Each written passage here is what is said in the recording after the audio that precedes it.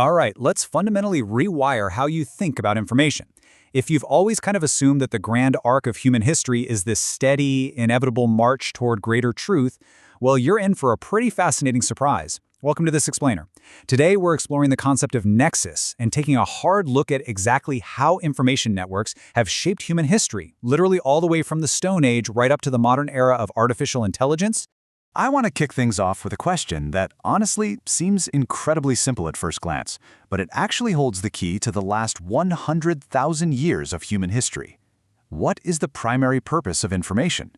I mean, most of us, if pressed, would probably say that information exists to tell us facts, right? To reveal reality, to show us what's objectively true. But if we look closely at our past, we see a very, very different story unfold. And here is the paradigm-shattering reality. Historically, information has acted way more as the glue connecting human networks together than as a mirror reflecting facts. The naive view is simply that more information equals more truth, but the historical reality? Maximizing connectivity doesn't necessarily maximize wisdom. The absolute superpower of information is its ability to connect vast numbers of people, regardless of whether that information is actually factually accurate. Which brings us to Section 1, the myth of truth, connection over facts. So, the crucial takeaway here is that things like mythological stories or even historically baseless witch hunts were highly successful information networks simply because they created massive human connections. Think about the witch hunts in early modern Europe for a second. They were based on absolute falsehoods, yet they spawned these incredibly complex bureaucratic endeavors and mobilized entire societies. Or consider monumental texts like the Bible. Regardless of how anyone views its historical precision, its undeniable, world-shaping power lies in its ability to connect billions of people across millennia into a shared network of cooperation and belief. Let's move into Section 2, overcoming the limit, the magic number. You know, sociological research reveals what's known as the rule of 150. This is the maximum natural size of a human group bonded by intimate gossip before the social order just starts to break down. Our brains are fundamentally wired to handle intimate relationships with a maximum of about 150 individuals. Below that threshold, you don't need formal ranks, you don't need law books or massive bureaucracies. Natural gossip keeps everyone in check. But the moment you try to build a village or a company larger than 150 people, that organic system collapses. So to cross that threshold of 150, our sapiens ancestors did something brilliant. They invented fiction. By believing in common myths, whether that's a myth about a tribal god, the idea of a nation-state, or even just the concept of money, two strangers who have literally never met can suddenly fight in the same army or trade goods in a marketplace.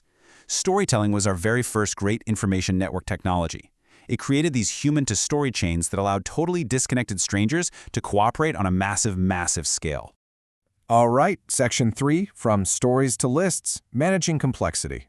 Consider this evolutionary thriller of data, culminating around 3500 BC when ancient Sumerians invented writing to process amounts of information that the human brain simply couldn't hold anymore. Look at the progression. 100,000 years ago, Neanderthals couldn't scale their groups. 70,000 years ago, sapiens used stories to scale into larger tribes.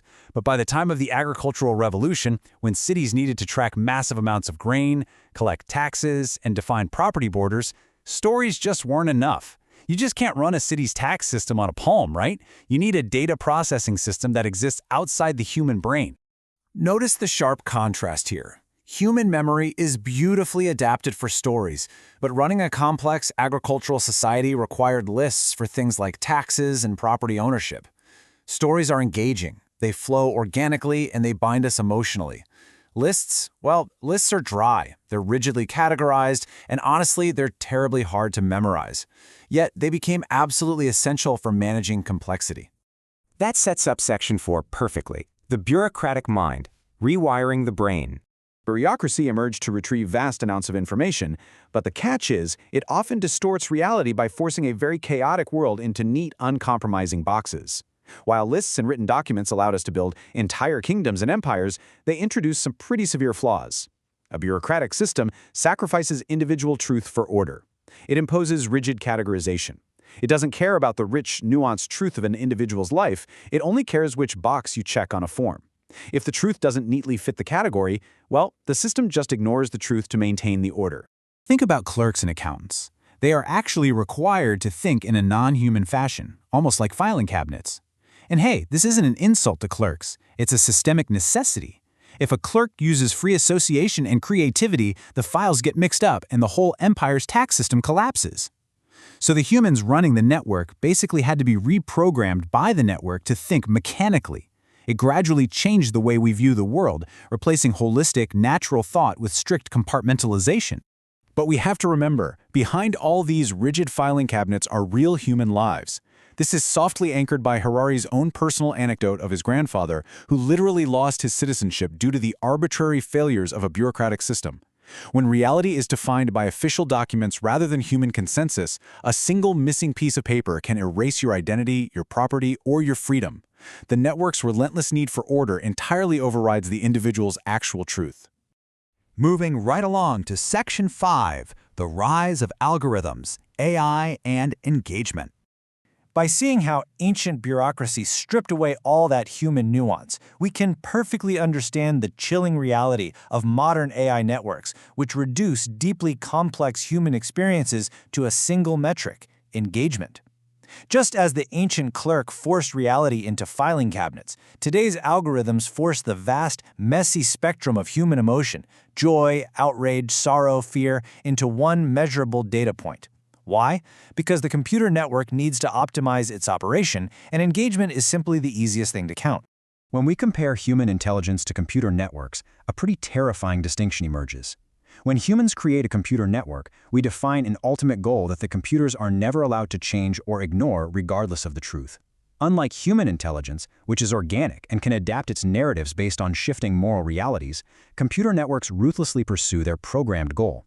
So, if an algorithm is told to maximize engagement and it discovers that outrage-inducing misinformation keeps you on the platform longer than the nuanced truth, it will flood your feed with outrage. The network is prioritizing connection and activity, completely indifferent to factual reality. Which brings us to our final part, Section 6, the future of connection and existential crossroads. If machines can now simulate empathy and autonomously shape the conversations happening on our social feeds, they aren't just revealing facts anymore. They are actively sculpting our society. Think about the absolutely critical difference between the printing press and modern AI. The printing press could only copy human ideas, right? But algorithms are decision-making entities. They autonomously curate what you see, mastering human language to fundamentally influence your beliefs. We are watching the shift from organic human-to-human networks to inorganic systems that can actually create their own cultural realities.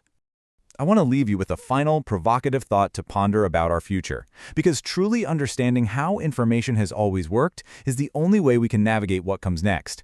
Since the Stone Age, whoever controls the stories and the networks, whether that's a tribal storyteller, a Sumerian king with a ledger, or a Silicon Valley algorithm, controls the society. If we continue to build networks that blindly prioritize connection and engagement over truth, we are handing over the reins of human history to inorganic systems. Thank you for joining me on this explainer. Keep questioning the information you consume, and more importantly, the networks that deliver it to you.